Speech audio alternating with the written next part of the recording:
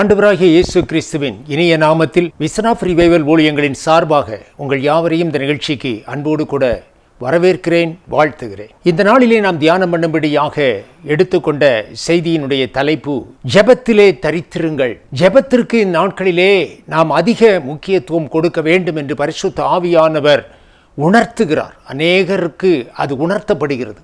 Mark எழுதின சுவிசேஷம் 13ஆம் அதிகாரம் அதில் 33வது வசனத்தை நாம் பார்க்கும் பொழுது ஆண்டவராகிய இயேசு கிறிஸ்து ஒரு எச்சரிப்பின் சத்தமாய் தன்னுடைய சீஷர்களுக்கு சொல்லுவதை நாம் பார்க்கிறோம்.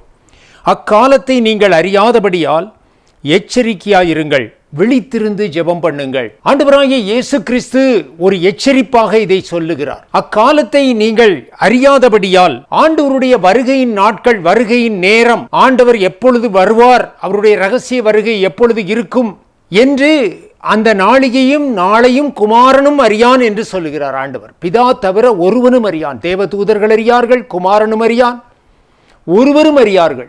அது பிதாவுக்கு மாத்திரம் தெரியாது. ரகசியமாய் பாதுகாக்கப்பட்டிருக்கிறது. அந்த வேளை, அந்த நாள், அந்த நாளிகை, அந்த நிமிஷம் அது வெளிப்படுத்தப்படாது. அது ரகசியம். எப்போ வேணாலும் வரலாம். அதனால தான் இந்த வசனத்தில் இப்படி ஒரு எச்சரிப்பை ஆண்டவர் கொடுக்கிறார்.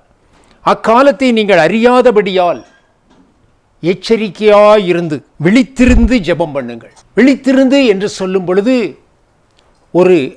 ஒரு அவேர்னஸ், ஒரு அலர்ட், ஜாக்கிரதையாக இருக்க வேண்டும் என்பதை அது குறிப்பிடுகிறது.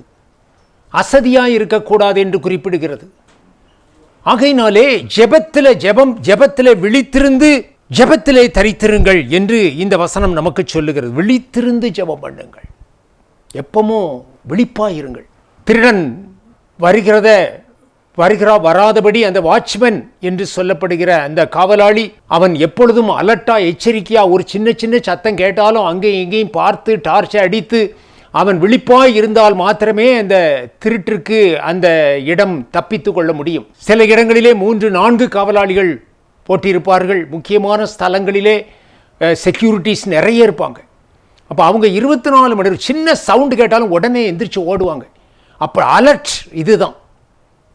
விழித்திருந்து ஜெபம் பண்ணுங்கள். அப்போ ஜெபம் பண்ணுவதற்கு நாம் ஜாக்கிரதையாக இருக்க வேண்டும் என்று இந்த வசனம் நமக்கு தெளிவாய் போதிக்கிறது. என்னை கேட்கிற பிரியமானவர்களே, நாட்களிலே கிறிஸ்துவை அறிந்த பிள்ளைகள், ரட்சிப்பின் அனுபவத்தை பெற்ற பிள்ளைகள் கூட அவர்களுடைய அன்றாட வாழ்க்கை, அவர்களுடைய வேலை காரியங்கள், இந்த உலகத்தினுடைய இப்போ உள்ள சூழ்நிலைகள், இவைகளிலே அவர்கள் இழுப்புண்டு போகிறபடியினால், அதில் மூழ்கி போவதனால ஜெபம் பண்ணுவதற்கு அவர்கள் நேரம் ஒதுக்குவது சற்று அவர்களுக்கு கடினமாக இருக்கிறது. எல்லா வேலையும் முடித்துவிட்டு கடைசியில் வரும்பொழுது ரொம்ப டயர்டாகி அப்படியே படுத்துறது. அப்போ ஜெபம் பண்ணுறதுக்கு நேரமே இல்லை.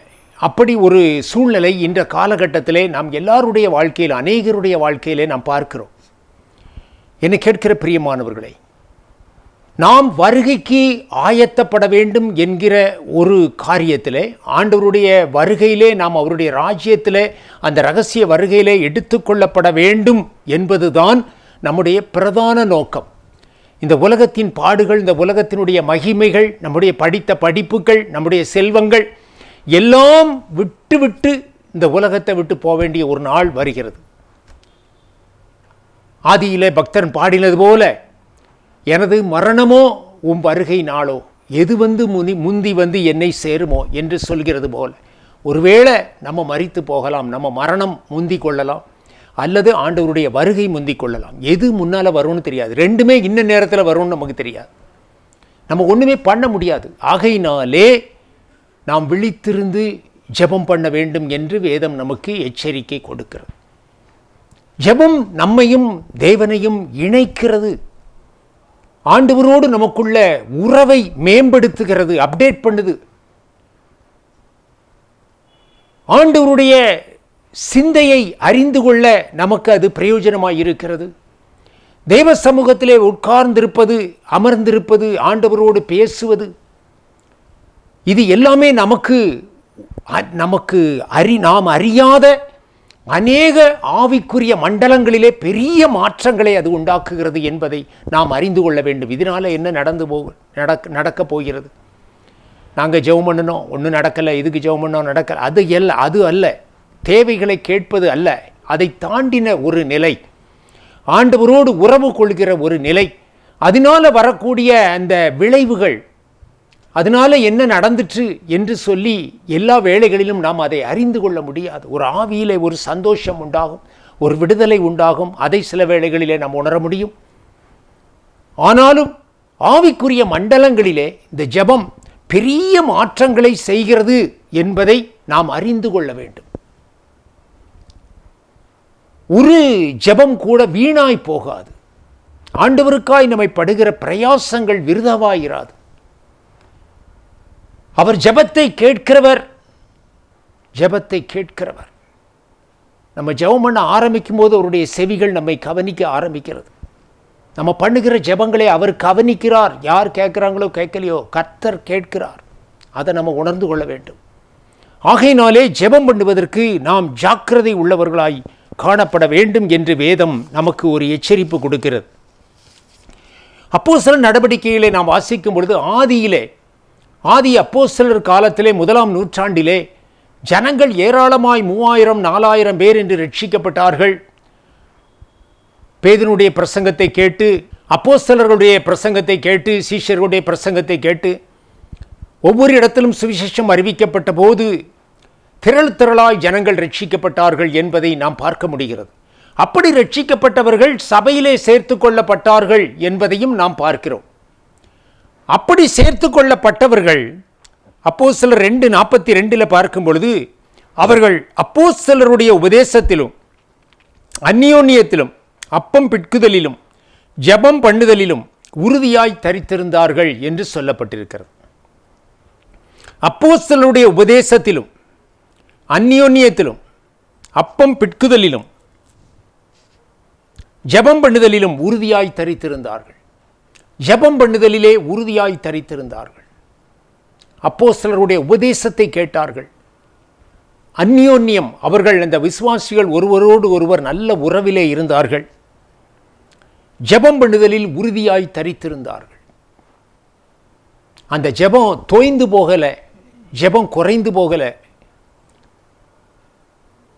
அவர்கள் கூடி ஜெபித்தார்கள், சபையிலே வந்து ஜெபித்தார்கள், வீட்டிலே ஜெபித்தார்கள், ஜெபத்திலே தரித்திருந்தார்கள், நிலைத்திருந்தார்கள் என்று சொல்லி பார்க்கிறோம். ஆதி அப்போஸ்தலர் காலத்திலே 1ஆம் நூற்றாண்டு சபைகளிலே விசுவாசிகள் ஜெபத்திலே தரித்திருந்தார்கள் என்று சொல்லப்பட்டிருக்கிறது. ஆண்டவருடைய ராஜ்யத்திற்கு அவர்கள் முக்கியத்துவம் கொடுத்தார்கள். ஆண்டவருடைய வருகைக்கு முக்கியத்துவம் கொடுத்தார்கள். எப்படியாகிலும் தேவனுடைய ராஜ்யத்துக்குள்ளே நம்ம பிரவேசித்து விட வேண்டும், அதற்கு தகுதி உள்ளவர்களாய் மாற்றப்பட வேண்டும் என்கிற வாஞ்சை அவர்களுக்கு இருக்கிறது. அப்படி இருக்கிறவர்கள் ஜெபிக்கிறார்கள். அப்படிப்பட்ட எண்ணம் உள்ளவர்கள், அப்படிப்பட்ட வாஞ்சை உள்ளவர்கள், அப்படிப்பட்ட சிந்தை உள்ளவர்கள் கட்டாயம் ஜெபத்திலே தரித்திருப்பார்கள். உலகத்தின் தேவைகளுக்காய் ஜெபிக்கிற காரியம் என்பது வேறு, ஜெபம் என்பது வேறு. ஒவ்வொரு நாளும் நாம் ஜெபத்திற்கென்று ஒரு நேரத்தை ஒதுக்கி தேவ சமூகத்திலே நாம் ஜெபத்திலே தரித்திருக்கும் பொழுது அநேக காரியங்கள், ஆவிக்குரிய நன்மைகள், ஆவிக்குரிய மண்டலத்திலே பெரிய பெரிய மாற்றங்கள் நமக்கு உண்டாகிறது. நம்முடைய ஆவிக்குரிய ஜீவியத்திலே ஒரு மாற்றம் உண்டாகிறது, ஒரு எழுப்புதல் உண்டாகிறது, விசுவாசம் பெருகுகிறது என்று சொல்லி பார்க்கிறோம். இந்த உலகத்தின் பாடுகளுக்குள்ளே ஓடி ஓடி நம்ம உழைத்து கொண்டிருக்கும் பொழுது அநேக வேளைகளிலே நம்முடைய விசுவாசம் பலகீனப்பட்டு போகிறது. அந்த விசுவாசத்தை மறுபடி தூண்டி எழுப்புவதற்கு இந்த ஜெபம் பிரயோஜனமாய் இருக்கிறது. எபிரேயருக்கு எழுதின நிருபம் 5ஆம் அதிகாரம் அதிலே 7வது வசனத்தை நாம் பார்க்கும் பொழுது ஆண்டவராகிய இயேசு கிறிஸ்துவை குறித்து நாம் பார்க்கிற ஒரு காரியம், அவர் மாம்சத்தில் இருந்த நாட்களிலே, எபிரேயர் 5:7 பார்க்கும் பொழுது, அவர் மாம்சத்தில் இருந்த நாட்களிலே தம்மை மரணத்தினின்று ரட்சிக்க வல்லமை உள்ளவரை நோக்கி பலத்த சத்தத்தோடும் கண்ணீரோடும் விண்ணப்பம் பண்ணி வேண்டுதல் செய்து தமக்கு உண்டான பயபக்தி நிமித்தம் கேட்கப்பட்டு என்று சொல்லப்பட்டிருக்கு. தமக்கு உண்டான பயபக்தி நிமித்தம் கேட்கப்பட்டு, அவருடைய ஜெபம் கேட்கப்பட்டது. பயபக்தியோடு ஜெபம் பண்ணினார். ஆண்டவராகிய இயேசு கிறிஸ்து மாம்சத்தில் இருந்த நாட்களிலே, மனுஷனாய் இந்த உலகத்திலே வாழ்ந்த அவருடைய ஊழிய காலங்களிலே பலத்த சத்தத்தோடும் கண்ணீரோடும் பண்ணினார் என்று சொல்லி பார்க்கிறோம். விடுதலையோடு ஜெபித்தார், பாரத்தோடு ஜெபித்தார், கண்ணீரோடு ஜெபித்தார். ஆவி ஆத்மா சரீரத்தை முழுவதும் அர்ப்பணித்து ஜெபித்தார். தனிமையிலே இருந்தார். அவர் ஊழியம் செய்த நாட்களிலே ஒலிவமலையிலே, அவர் இரவு முழுவதும் ஒலிவமலை என்கிற மலையிலே ஏறி அவர் தனியாக சென்று சீஷர்களெல்லாம் விட்டு தனியாய் போய் தனி ஜெபத்திலே தரித்திருந்தார். இரா முழுவதும் ஜெபித்தார் என்று வேதத்திலே நம்ம பார்க்கிறோம். இரா முழுவதும் ஜெபித்தார், இரவு முழுவதும் ஜெபித்தார், பகலில் ஊழியம் செய்தார். ஊழியம் மகிமையாக இருந்தது. தேவனுடைய மகிமை வெளிப்பட்டது, தேவனுடைய வல்லமை வெளிப்பட்டது, அற்புத அதிசயங்கள் நடந்தது, பிசாசுகள் ஓடின. முழுவதும் பரிசுத்த ஆவியினால் இயேசு நிரப்பப்பட்டிருந்தார் என்று சொல்லி வேதத்தில் பார்க்க. தேவனாகிய கர்த்தர் அவருக்கு பரிசுத்த ஆவியை நிறைவாய் கொடுத்திருந்தார் என்று சொல்லி பார்க்கிறோம். அவர் பரிசுத்த ஆவியினால் நிரப்பப்பட்டவராய் என்று ஒரு சொல்லி வேதத்தில் பார்க்கிறோம். பரிசுத்த ஆவியினாலே நிரம்பி இருந்தார். ஞானஸ்நானம் பெற்ற பொழுது பரிசுத்த ஆவியானவர் புறா வடிவிலே அவர் மேலே வந்து இறங்கினதை யோவான் கண்டான் என்று சொல்லி பார்க்கிறோம். அதன் பிறகு 40 நாட்கள் அவர் உபவாசம் பண்ணி ஜெபித்தார் என்று பார்க்கிறோம். பரிசுத்த ஆவியானவரினால் அவர் நிரப்பப்பட்டவராய் காணப்பட்டார். அதற்கு ஒரு பிரதானமான ஒரு காரியம், இரா முழுவதும் அவர் ஜெபத்திலே தரித்திருந்தார். எல்லாத்தையும் மறந்துட்டார். இங்கே போய் பிதாவின் சமூகத்தில் விழுந்து கதறி கதறி கதறி கண்ணீரோடு பலத்த சத்தத்தோடு சவுமணி, என்ன சுத்தி என்ன நடக்குன்னே தெரியாதவர். ஒரு வேறு பிரிக்கப்பட்ட ஒரு அனுபவம், செப்பரேஷன் என்று சொல்லுகிறோம், வேறு பிரிக்கப்பட்ட அனுபவம்.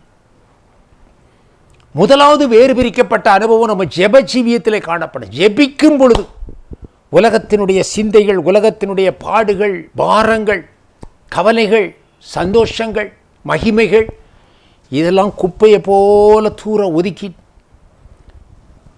நீங்களும் தேவனும் ஆண்டவராகிய இயேசுவும் நீங்களும், வேற யாரும் அந்த இடத்துக்குள்ள வரக்கூடாது. சிந்தனைகளில் வேற எதுவும் போக வரக்கூடாது, எண்ணங்கள் வரக்கூடாது, கற்பனைகள் வரக்கூடாது. எல்லாத்தையும் மறக்கணும். உலக சிநேகங்கள் எல்லாவற்றையும் விட்டு பிரிக்கப்படணும். தெய்வ சமூகத்தில் உயர்ந்து அவரை மாத்திரம் நோக்கி பார்க்கணும். அவர்கள் அவரை நோக்கி பார்த்தார்கள், அவர்கள் பிரகாசமடைந்தார்கள். அவருடைய முகங்கள் வெட்கப்படவில்லை என்று வேதம் சொல்லுகிறது. அவரை நோக்கி பார்க்கணும். நாம் பிரகாசிப்பிக்கப்படும்படியாக நாம் அவரை நோக்கி பார்க்கணும். எல்லாத்தையும் மறந்துடணும். நம்ம யார், எங்கே இருக்கோம், என்ன எல்லாம் மறந்துடணும். அந்த ஜெப நேரம் முழுவதும் வேறு பிரிக்கப்பட்டு பரிசுத்த ஆவியினால் நிரப்பப்பட்டு ஒரு ஆவியின் சிந்தைக்குள்ளாகி நான் வேண்டிக் கொள்ள வேண்டியது இன்னதென்று அறியாதபடியால் பரிசுத்த ஆவியானவர் வாக்குக்கடங்காத பெருமூச்சுக்களோடு நமக்காய் ஜெபிக்கிறார் என்று சொல்லி வேதம் சொல்லுகிறது. அந்த பரிசுத்த ஆவியானவர் நமக்கு மேலே இறங்கி பலமாய் இறங்கி நம்முடைய விண்ணப்பங்கள், நாம் நினைக்காத எண்ணாத விண்ணப்பங்களை எல்லாம் நம்முடைய வாயிலே அவர் கொடுப்பார். ஆவியினாலே நடத்தப்படுகிற ஒரு அனுபவம், ஆவியிலே நிறைந்து ஜெபிக்கிற ஒரு அனுபவம். ஆவியை, பரிசுத்த ஆவியை அவித்து போடாதிருங்கள் என்று சொல்லி வேதம் சொல்லுகிறது. அனல் மூட்டி எழுப்ப வேண்டும். அது இந்த ஜெப நேரத்திலே நடக்கிறது. ஆகையினால் என்னை கேட்கிற பிரியமானவர்களே, உங்களுடைய ஜெப ஜீவியத்திலே ஒருவேளை ஒரு சோர்ந்த நிலை, தளர்ந்த நிலை, ஜெப குறைவுகள் காணப்படுமானால் அதை சீர்படுத்தி கொள்ளுங்கள். அதற்கும் ஆண்டவரிடத்தில் ஜெபம் பண்ணுங்க. ஆண்டவரே, என்னுடைய ஜெப நேரத்தை ஆசீர்வதிங்க, மறுபடியும் எனக்கு ஒரு ஜெப ஆவியை ஊற்றும் ஐயா என்று சொல்லி தேவ சமூகத்திலே நீங்கள் உங்களை தாழ்த்தி ஜெபிப்பீர். ஆனால் அவர் அந்த அபிஷேக தைலத்தை உங்கள் மேலே ஊற்றுவார். அந்த ஜெப ஆவி உங்கள் மேலே ஊற்றப்படும். வேண்டுதலின் விண்ணப்பங்களின் ஆவியினால் உங்களை அவர் நிரப்புவார். அந்த வாஞ்சை நமக்குள்ளே காணப்பட வேண்டும். அந்த வாஞ்சை நமக்குள்ளே காணப்பட வேண்டும். யூதா எழுதின நிருபத்திலே நம்ம பார்க்கிற ஒரு காரியம், அந்த 20வது வசனம் 21வது வசனத்தை நாம் பார்க்கும் பொழுது, நீங்களோ பிரியமானவர்களே உங்கள் மகா பரிசுத்தமான விசுவாசத்தின் மேல் உங்களை உறுதிப்படுத்தி கொண்டு பரிசுத்த ஆவிக்குள் ஜெபம் பண்ணி என்று சொல்லப்பட்டிருக்கிறது. நீங்களோ பிரியமானவர்களே உங்கள் மகா பரிசுத்தமான விசுவாசத்தின் மேல் உங்களை உறுதிப்படுத்தி கொண்டு, பரிசுத்தமான விசுவாசத்தின் மேலே உங்களை உறுதிப்படுத்தி கொண்டு பரிசுத்த ஆவிக்குள் ஜெபியுங்கள் என்று சொல்லப்பட்டிருக்கிறது. பரிசுத்த ஆவிக்குள் ஜெபம் பண்ணி, அப்போ பரிசுத்த ஆவிக்குள்ளாகி, நம்ம தீர்க்கதரிசியினுடைய புஸ்தகத்தில் பார்க்கிறோம், கர்த்தருடைய நாளிலே நான் ஆவிக்குள்ளானேன் என்று சொல்லப்படுகிறது. மனுஷீகத்தில் மாம்சத்திலிருந்து பிரிக்கப்பட்டு ஒரு ஆவியினால் நிரப்பப்பட்ட ஒரு மனுஷனாய் அவன் மாற்றப்பட்ட பொழுது தேவ தரிசனங்களை அவன் பெற்றான் என்று சொல்லி பார்க்கிறோம். தீர்க்கதரிசிகள், எசேக்கியேல் தீர்க்கதரிசியை குறித்து பார்க்கிறோம். அவன் ஆவிக்குள்ளான பொழுது அவன் மாம்சத்தின் சிந்தைகளெல்லாம் விட்டு ஆண்டவர் காட்டுகிற தரிசனங்கள், ஆண்டவர் பேசுகிற வார்த்தைகள், இவைகளை கேட்கும்படியாய் அவனுடைய செவிகள் திறக்கப்பட்டது, விருத்த சேதனம் பண்ணப்பட்டது, இருதயம் விருத்த சேதனம் பண்ணப்பட்டது. ஏசாயா தீர்க்கதரிசி சொல்கிறான், அசுத்த உதடுள்ள மனுஷன் பலிபீடத்தின் அக்கினியை எடுத்து அந்த தேவ தூதன் இவனுடைய உதடுகளை தொட்ட பொழுது நீ இப்பொழுது சுத்தமானாய் என்று சொல்லப்பட்டது. நம்மை பரிசுத்தமாக்குகிற கர்த்தர். தெய்வ சமூகத்திலே ஜெபியுங்கள், ஆவியிலே நிரம்பி ஜெபியுங்கள், பரிசுத்த ஆவிக்குள்ளாகி ஜெபியுங்கள், ஆவியிலே நிரப்பப்படுங்கள், அதற்கு இடங்கொடுங்கள். ஆவியானவர் உங்களை நிரப்ப இடங்கொடுங்கள். எல்லா சிந்தனைகளையும் தூர விலக்கிவிட்டு, எல்லா எண்ணங்களையும், உலக பிரகாரமான சிந்தனைகள் அத்தனையும் நம்மை மறிக்கும் பொழுது அத்தனையும் ஸ்டாப். 10 பைசாவுக்கு பிரயோசனம் இல்லை. நம்முடைய கவலைகளுக்கு அர்த்தம் இல்லை, மேன்மைகளுக்கு அர்த்தம் இல்லை, துக்கங்களுக்கு அர்த்தம் இல்லை, சந்தோஷத்துக்கு அர்த்தம் இல்லை, படித்த படிப்புக்கு அர்த்தம் இல்லை, எல்லாம் ஸ்டாப். எப்படி பவர் போகும் பொழுது, எலக்ட்ரிசிட்டி போகும்பொழுது டப்புன்னு எல்லாம் ஒன்று போல் ஆஃப் ஆகிறோம். அன்னைக்கு ஒரு நாளில் நம்ம எல்லாம் ஷட் டவுன் ஆயிரும். அன்னைக்கு இந்த உலக சம்பந்தமான அத்தனை காரியங்களும் அது குப்பையாகத்தான் அந்த நாளிலே காணப்படும். தேவனும் நம்மளும் தான். அதுக்கப்புறம் பரலோக ராஜ்யமும் நாமும் தான். நம்முடைய ஆவியும் தேவனும், நம்முடைய ஆத்துமாவும் தேவனும், வேற எல்லாம் போச்சு.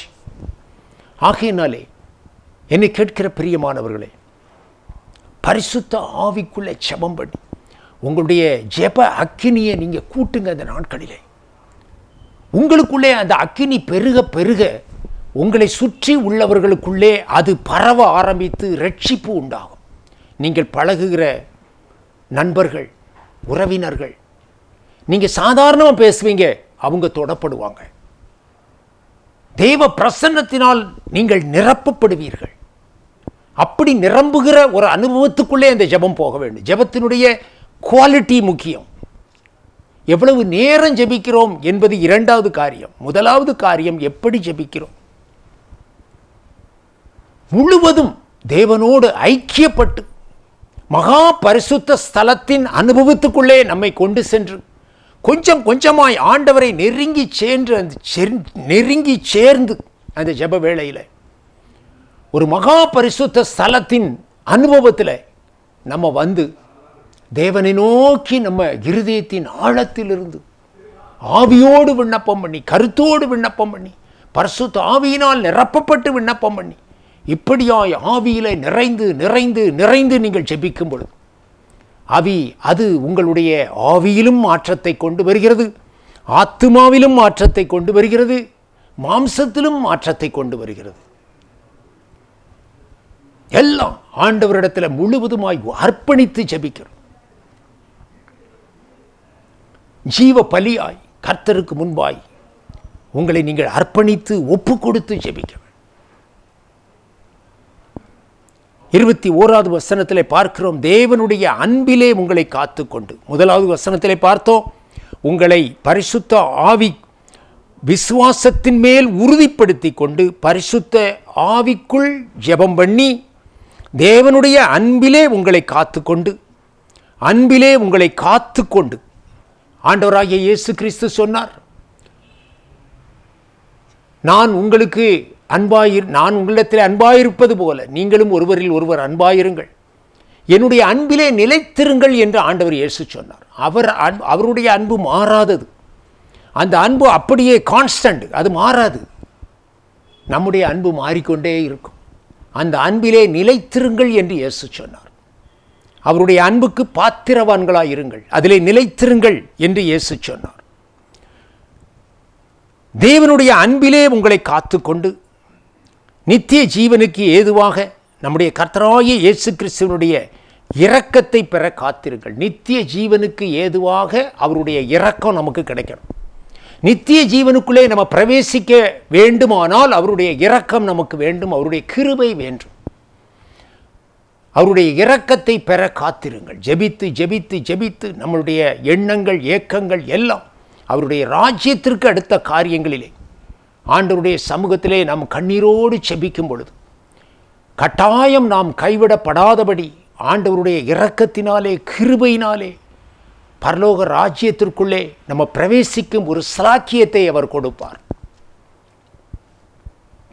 எவனுடைய மீறுதல்கள் மன்னிக்கப்பட்டதோ, எவனுடைய பாவம் மூடப்பட்டதோ அவன் பாக்கியவான்.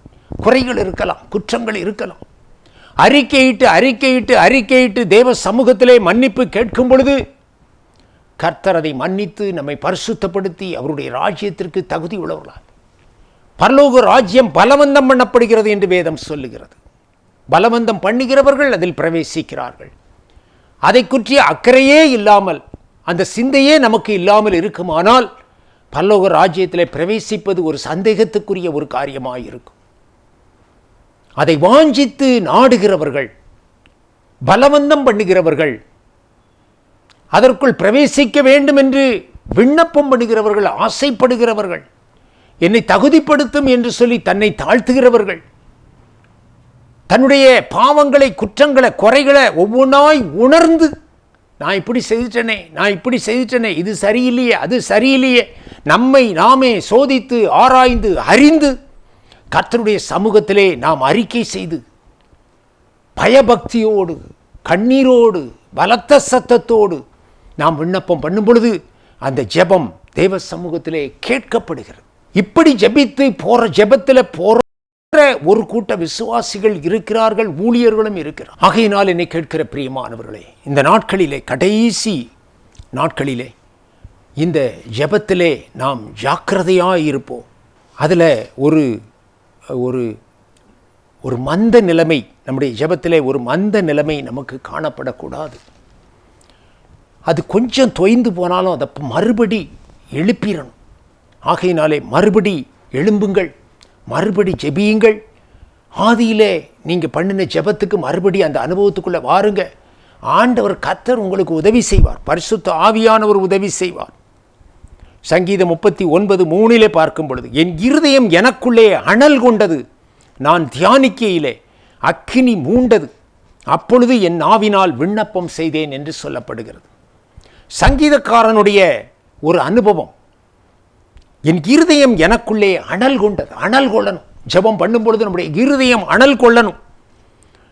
நான் தியானிக்கையிலே அக்கினி மூண்டது, வேத வசனங்களை தியானிக்கும் பொழுது அக்கினி மூண்டது, அப்பொழுது என் நாவினால் விண்ணப்பம் செய்வேன். அப்படி நம்முடைய ஜெப அனுபவங்கள் அப்படிப்பட்ட அக்கினி அனுபவங்களாய், அனல் கொண்ட அனுபவங்களாய், ஏதோ பேருக்கு அப்படியே வாயில வார வார்த்தைகளை சாதாரணமாக ஒரு ரட்சிக்கப்படாத அபிஷேகத்தை பெறாத ஜனங்கள் எப்படி ஜெபம் பண்ணுவாங்களோ அதே மாதிரி ஒரு ஜெபத்தை நம்மளும் பண்ணணும்னா நம்ம ரட்சிக்கப்பட்டதுக்கு அர்த்தம் இல்லை, அபிஷேகம் பெற்றதுக்கு அர்த்தம் இல்லை. நம்முடைய ஜெபம் வித்தியாசமாக இருக்க வேண்டும். கொஞ்சம் சோர்வா ஒரு தளர்ந்த நிலையில ஜெபம் போகிற உடனே கரெக்ட் பண்ணிடணும். அதை சோதரம் சோதரம் சோதரம் சோதரம் என்று சொல்லி அபிஷேகத்துக்குள்ள போய் பரிசுத்த ஆவியில நிரம்பி மறுபடி அந்த ஜெபத்தை மேலே தூக்கணும். இதில் கவனமாக இருங்கள். இந்த நாட்களிலே நீங்கள் ஜெபத்திலே கவனமாக இருங்கள். நீங்கள் உங்களையும் ரட்சித்துக் கொள்வீர்கள், உங்கள் குடும்பத்தையும் ரட்சித்துக் கொள்வீர்கள். உங்களை சூழ்ந்து கொள்ள உங்களை நெருங்கின உங்கள் உறவுகள் நண்பர்களையும் ரட்சிப்புகளை நடத்துவதற்கு ஆண்டவர் உங்களை பலப்படுத்துவார், அபிஷேகம் தருவார். கண்களை மூடி ஜெபிப்போமா? நல்ல பிதாவே, நன்றியோடு துதிக்கிறோம். தேவனாகிய கர்த்தாவே, இந்த நாளிலே இந்த செய்தியை கேட்டுக்கொண்டிருக்கிற நம்முடைய பிள்ளைகளை என் தேவனாகிய கர்த்தர் சந்திப்பீராக. ஐயா, அவர்கள் ஆதி நாட்களிலே பண்ணின ஜெபத்தில் அவர்கள் குறைவுபட்டு இருப்பார்களானால் மறுபடி அவர்களை கட்டி எழுப்பும்படியாய் ஜெபிக்கிறேன். உடைய பரிசுத்த ஆவியை ஊற்றும்படியாய் ஜெபிக்கிறேன். ஆண்டவரே, ஜெப ஆவியை, வேண்டுதலின் விண்ணப்பங்களின் ஆவியை நம்முடைய பிள்ளைகள் மேலே ஊற்றும்படியாய் ஜெபிக்கிறேன். அவர்கள் உமக்கென்று எழும்பி பிரகாசிக்கத்தக்கதாய் ஆண்டவரே கர்த்தாவே, நம்முடைய சமூகத்திலே ஆண்டவரே முன்பு இருந்ததை காட்டிலும், பழைய அனுபவத்தை காட்டிலும், முந்தின ஆலயத்தின் மகிமையை காட்டிலும் பிந்தின ஆலயத்தின் மகிமை பெரிதாயிருக்கும் என்று சொன்னது போல இந்த தேவனாகிய கர்த்தாவே, நம்முடைய சமூகத்திலே ஆண்டவரே அபிஷேகத்திலே நிறைந்து ஆவியிலே அனல் கொண்டு ஜெபிக்கிறவர்களாய் ஒவ்வொருவர்களையும் ஒரு ஜெப வீராங்கனைகளாய் வீரர்களாய் நீர் மாற்றும்படியாய் ஜெபிக்கிறேன். உடைய பிள்ளைகள் மேல விண்ணப்பத்தின் ஆவிய ஊற்றுமையா அந்த கடைசி நாட்களில் என் தேவனாகிய கர்த்தருடைய சமூகத்தில் ஒப்புக் கொடுக்கிறோம். மீட்பர் இயேசுவின் நாமத்தில் ஜெபிக்கிறோம் நல்ல பிதாவே. ஆமென், ஆமென்.